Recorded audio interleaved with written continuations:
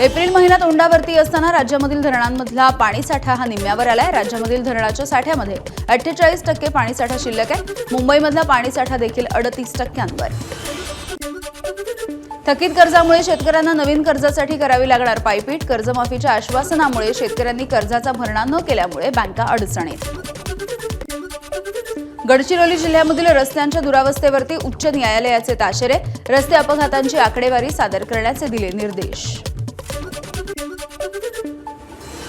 लाडकी बहीण योजनेमधील महिलांची माहिती तपासण्यासाठी अंगणवाडी सेविकांची मदत घेतली जाणार। नंदुरबार जिल्ह्यामध्ये अंगणवाडी सेविकांना पाठवली पात्र महिलांची यादी। या मोहिमेसाठी महिला बालकल्याण विभागाने केली तयारी।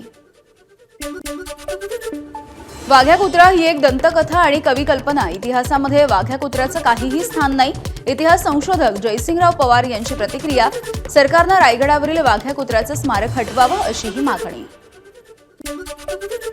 जळगाव जिल्ह्यामध्ये काँग्रेसची अंतर्गत गटबाजी चव्हाट्यावर। पक्षाच्या बैठकीमध्ये कार्यकर्त्यांमध्येच मोठा वाद। जिल्हाध्यक्ष आणि निरीक्षकांवरती निवडणुकीच्या दरम्यान पैसे घेतल्याचा आरोप। मात्र जिल्हाध्यक्षांनी हे आरोप फेटाळले। भिवंडीमधल्या कामवारी नदी प्रदूषणाच्या विळख्यात। वाढत्या प्रदूषणाकडे प्रशासनाचं दुर्लक्ष। नागरिकांना करावा लागतोय अनेक समस्यांचा सामना। नागपूरच्या सावनेर तालुक्यामधील संत्रा उत्पादक शेतकऱ्यांनी संत्रा बागांवरती चालवली कुऱ्हाड। स्थानिक औद्योगिक प्रदूषणामुळे होणाऱ्या सततच्या नापिकीला कंटाळून खापा नरसाळा गावामधल्या 12 शेतकऱ्यांनी 3000च्या वर संत्र्यांची झाडं नष्ट केली आहेत। पुण्यामधील वाहतूक कोंडी 53% कमी, तर वाहतुकीचा वेग 10.44% वाढला। पुणे पोलिसांनी पत्रकार परिषद घेऊन ही माहिती दिली आहे। सोलापूर महापालिका प्रशासनाचं 1293 कोटी रुपयांचं अंदाजपत्रक मंजूर।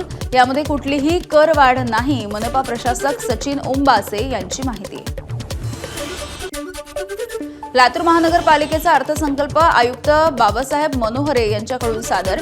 17 लाख रुपये शिलकीचं अंदाजपत्रक। कोणत्याही प्रकारची करवाढ नाही। राष्ट्रीय बाल स्वास्थ्य कार्यक्रमाच्या अंतर्गत सांगलीमधील 29 बालकांना हृदय शस्त्रक्रियेसाठी ठाणे इथे पाठवण्यात आलं। मोफत 2D इको शिबिरामधून निवड झालेल्या या बालकांवरती तज्ज्ञ डॉक्टर उपचार करतील। चंद्रपूरमधल्या ब्रह्मपुरी तालुक्यामधील सायगटा इथे खासगी बस आणि ट्रकची समोरासमोर धडक। या अपघातामध्ये 3 जण गंभीररीत्या जखमी झाले, तर 13 प्रवासी किरकोळ जखमी आहेत। गेल्या 11 दिवसांपासून रत्नागिरीमधील 2 तरुण समुद्री चाच्यांच्या ताब्यात। दोन्ही तरुणांसह एकूण 10 खलाशांचं अपहरण झाल्यापासून दोन्ही तरुणांबद्दलची कोणतीही माहिती किंवा समुद्री चाच्यांकडून कोणतीही मागणी नाही। रायगडच्या म्हसळा श्रीवर्धन मार्गावरती बर्निंग कंटेनरचा थरार। ब्रेक जाम झाल्यामुळे हा कंटेनर झाडावरती आदळला। अचानक लागलेल्या आगीमध्ये हा कंटेनर पूर्णपणे जळून खाक झालाय। धुळ्यामधील कुख्यात गुंड टिंकू बडगुजर याची पोलिसांनी धिंड काढली आहे। काही दिवसांपूर्वी भाजप कार्यकर्ते विनोद बोराडकर यांच्या मुलाला मारहाण केल्याप्रकरणी टिंकूला पोलिसांनी ताब्यात घेतलंय।